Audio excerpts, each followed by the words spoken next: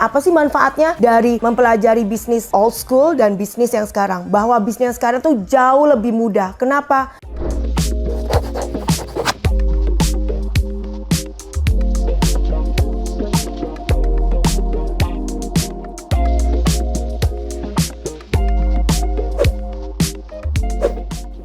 Hai sahabat Sita, welcome to my YouTube channel. Saya Sita Kusuma. Terima kasih ya udah nonton acaraku. Kali ini kita mau bahas gimana sih cara mengelola bisnis sekarang. Generasi Z bilangnya now nih ya, zaman now, dengan bisnis zaman dulu. Yuk kita bahas. Aku starting bisnis itu sekitar 15 tahun yang lalu. Itu baru selesai S1, dimana masih coba-coba dari jualan batik. Dan dulu itu cara jualannya yang paling benar adalah door to door. Jadi dimana kita tuh dari temen ke temen dulu.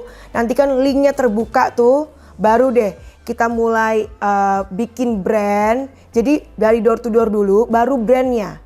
Nah sekarang kebalik nih, kita harus punya brand dulu, baru kita bikin sosmed. Karena sekarang tuh ngaruh banget jualan di sosmed. Dan harus ada yang namanya marketplace, toko orange, toko hitam, dan lain-lainnya gitu. Sekarang ini dimana anak-anak yang kita sebut generasi Z ini, mereka itu lebih suka jualan itu lewat marketplace. Setelah dari marketplace, mereka nge-branding dulu, mereka bikin brandnya udah catchy, terus mereka taruh di marketplace, baru mereka jualan door to door. Mereka bikin offline, baru bikin toko. Ada beberapa sampel, dari sampelnya itu salah satunya adalah yang sekarang lagi hits banget, ada toko es krim yang dia itu konsepnya itu, dia itu bikin dulu skemanya, branding, setelah itu baru dia bikin offline. Setelah offline-nya dia berhasil, baru dia bikin namanya franchise. Bisa kita sebut misalnya brand Mixway.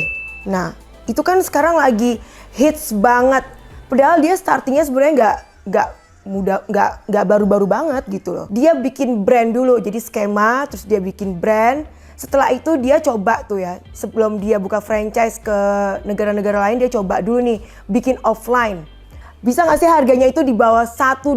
Ternyata bisa kan. Di Indonesia kemarin itu saya coba beli sekitar Rp8.000. Berarti kan itu di bawah brand lain, termasuk brand-brand Indonesia gitu loh. Yang biasanya kita jual es krim itu 15.000 sampai 20.000. Ini 8.000. Gimana sih cara muternya supaya brand ini naik? Ternyata dia itu menganut paham ada supply chain. Jadi dari mulai produksi mesinnya, bahan bakunya, sampai distribusinya itu semuanya diolah oleh Mixway gitu. Nah kemarin itu saya baru ketemu salah satu ownernya Cleo, minuman dari Indonesia, mineral water gitu kan, yang selama ini kita selalu beli merek-merek lain. Kenapa sih dia berbeda Cleo itu? Ternyata salah satunya adalah kemasannya. Kemasannya warnanya orange, sedangkan yang lain kan warnanya biru gitu. Nah terus kenapa sih kok dia berbeda? Ternyata isiannya, kandungannya itu berbeda banget dari minuman-minuman yang lain. Dan yang paling penting adalah dia menganut supply chain, bahwa membuat pabrik, terus produksinya sendiri, kemasannya juga berbeda dari yang lain, ditambah cara promosiinnya yang berbeda. Bahwa yang lain kan mengikuti brand terdahulu yaitu Aqua. Kalau kita di restoran, kita selalu nggak pernah bilang kalau mau beli mineral water dong, nggak kan? Kita pasti bilang, Mas Aquanya 1. Nah itu tuh nggak. Dia berusaha supaya tidak mengikuti brand terdahulu. Gimana caranya? Bahwa dia menciptakan brand yang unik di kuping. Cleo kan lucu ya, sesuatu yang bukan nama Indonesia gitu. Dia ingin masyarakat mendapatkan sesuatu yang berbeda dari sebuah mineral water. Dia udah nggak mau lagi membawa Aqua, dia inginnya sesuatu yang oh iya ya, Cleo kan berbeda ya gitu loh. Berarti sangat penting perbedaan dari satu produk ke produk lain supaya kita punya nilai tambah nih. Nilai tambahnya apa? Masyarakat tuh bisa melihat, oh warna-warna yang lain kan sama nih. Misalnya ada Aqua, ada Remineral, dan lain-lainnya warnanya biru semua. Sedangkan ini di ujung nih warna orange sendirian gitu loh.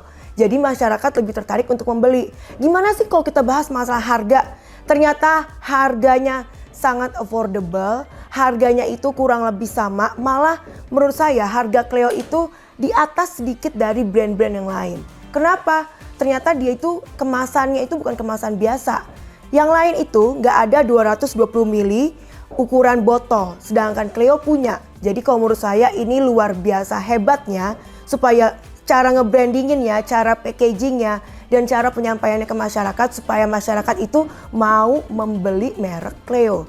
Jadi ini luar biasa hebatnya sih. Dari brand fashion kita punya Erigo. Kenapa sih saya bilang Erigo tuh keren? Ya keren banget lah. Dia itu brand baru banget. Maybe mungkin baru 5 tahun. Mungkin startingnya lebih dari itu ya. Harus di Google dulu nih atau kita tanya ownernya. Berapa lama sih dia startingnya? Tapi yang jelas 3 tahun belakangan ini di era pandemi dia bisa begitu besarnya. Kenapa besarnya? Salah satunya adalah dia bisa promosi bukan cuma di Indonesia, tapi sampai ke New York. Itu cara nge-branding brand supaya bisa diterima masyarakat dengan cepat. Kenapa? Masyarakat jadi punya trust. Sedangkan kita mau beli barang, itu harus ada yang namanya trust. Karena supaya orang tuh tahu bahwa produk yang kita jual, itu akan membuat mereka nyaman, membuat mereka pede, keren. Erigo itu membranding bahwa brandnya dia itu bisa dipakai di segala usia, dengan tetap kelihatan seperti anak muda.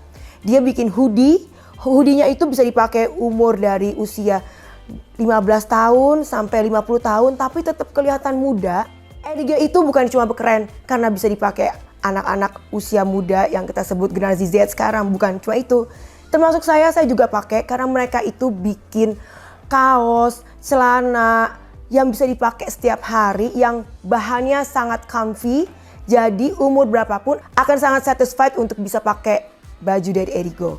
Nah, kenapa brandingnya keren? Bukan cuma karena dia bisa promosi di luar negeri, tapi karena dia menggunakan begitu banyak kayak influencer, dan influencer ini menggunakan setiap hari. Jadi dia lagi bikin Instastory dipakai, dia bikin YouTube dipakai, nanti dia bikin promosi apapun di TikTok dan lain-lainnya.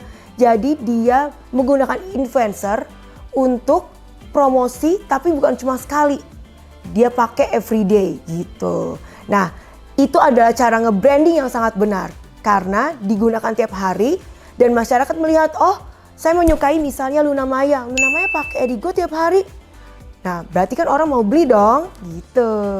Nah, jadi apa sih yang kita bisa pelajari dan apa sih manfaatnya dari mempelajari bisnis old school dan bisnis yang sekarang? Bahwa bisnis yang sekarang tuh jauh lebih mudah. Kenapa? Karena kita starting dari kita bikin skema dulu, branding, terus kita bisa jualan lewat medsos, kita bisa jualan lewat Shopee, TikTok dan lain-lainnya. Jadi sekarang tuh jauh lebih mudah karena kita tidak perlu menggunakan link sekitar kita untuk kita jualan, tolong beli dong jualan aku, nggak perlu. Sekarang itu kita bisa lewat TikTok, YouTube, bisa lewat Shopee. Jadi jauh lebih mudah untuk menjual barang-barang kita.